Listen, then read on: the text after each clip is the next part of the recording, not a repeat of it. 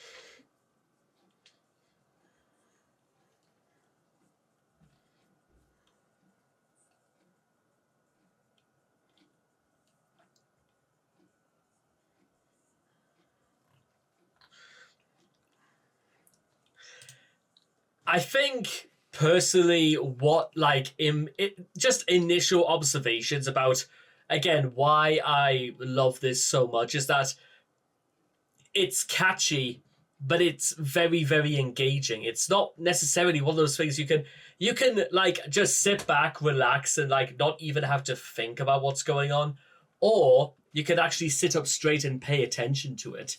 And it doesn't discredit either of these things. It's my own design. It's my own remorse. Help me to decide. Help me make the most of freedom and of pleasure. Nothing ever lasts forever. Everybody wants to rule the world. Everybody wants to enjoy. Everybody wants to make the most of their time. And you shouldn't feel victimized or feel bad for just trying to enjoy your life or live the life the way you want it to. I came up with a very popular maxim, an oxymoronic maxim a couple of years ago, and it goes like this: you're going to enjoy your life whether you like it or not.